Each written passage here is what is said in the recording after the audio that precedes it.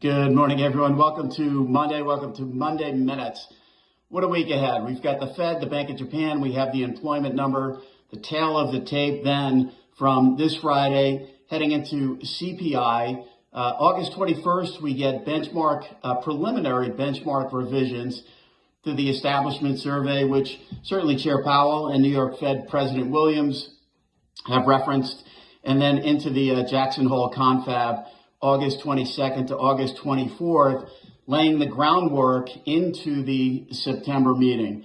It's been just an amazing past 2 weeks. I mean, words can't really express things that are going on right now. You look at markets to start 2024, and we thought all along this was going to be bumpy, breaking this year into two halves. One, the first half, starting the year following the late 2023 Chair Powell pivot, the extreme duration grab. We're still not at those yield lows, by the way.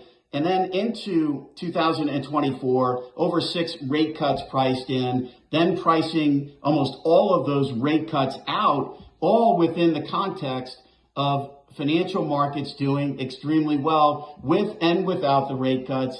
Now repricing those rate cuts in with uncertainty, adding liquidity into the market, the terminal rate coming down, and now financial markets hitting this bumpy period of time. Why?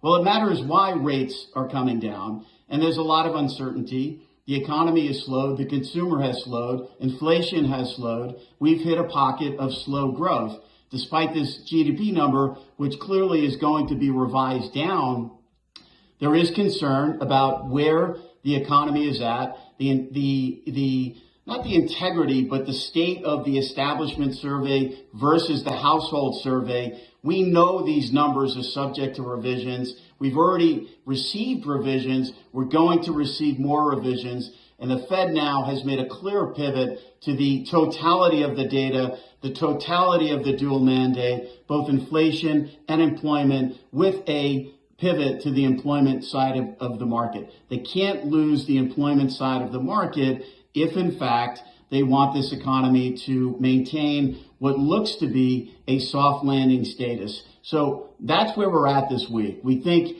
Chair Powell coming out of the blackout period here with some friendly commentary from the overall committee.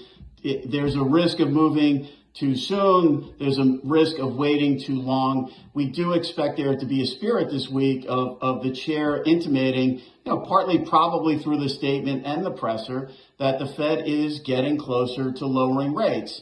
Now, we don't think the Fed is going to give the store away this week because we still have more data, as we outlined, and he still has the Jackson Hole Confab in late August to signal more clearly that they do think they will bring rates down in September for the first time.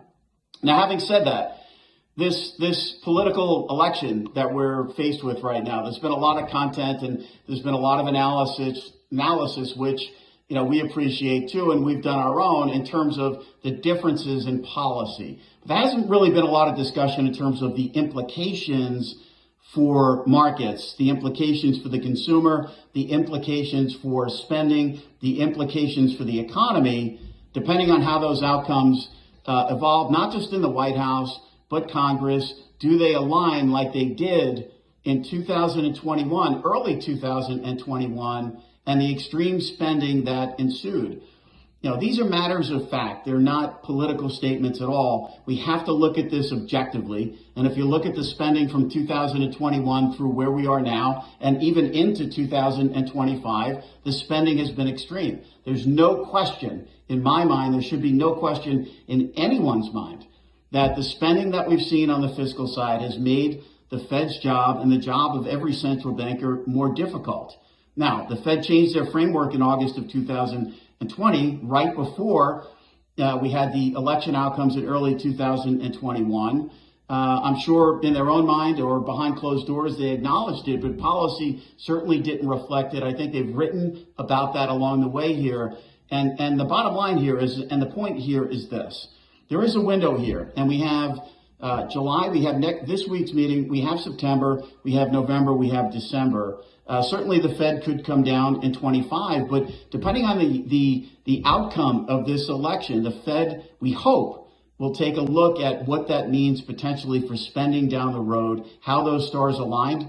We may wake up the next day after the election, which is a Fed meeting, and not even know who the next president is. And that's a reality of it. So it's not straightforward here. You know, we have favored September. We have said it's not a slam dunk. It's certainly not straightforward by any stretch of the imagination. And we think a prudent Fed is still going to be cautious here, because if the stars do align in one particular direction with the outcome in November, and that spending trajectory looks extremely strong again, there are implications with that. There are implications for interest rates. There are implications for the economy, the consumer, for spending, the yield curve, and certainly the U.S. dollar. And the Fed needs to, and will, we hope, consider these events, although they will now look at the here and what's in front of them in terms of the data.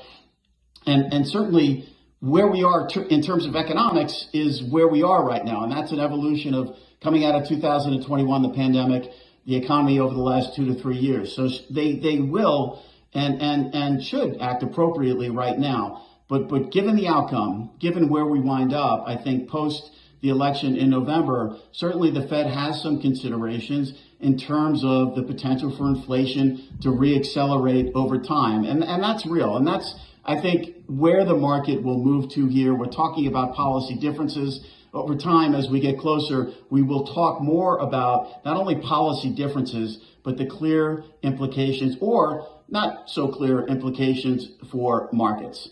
On the ground this week, it's all in front of us. The Bank of Japan is important too. Interest rate differentials matter. Currency intervention over time in my career has never really worked. I'm Greg Faranello. I'm head of U.S. rates for Amerivet Securities.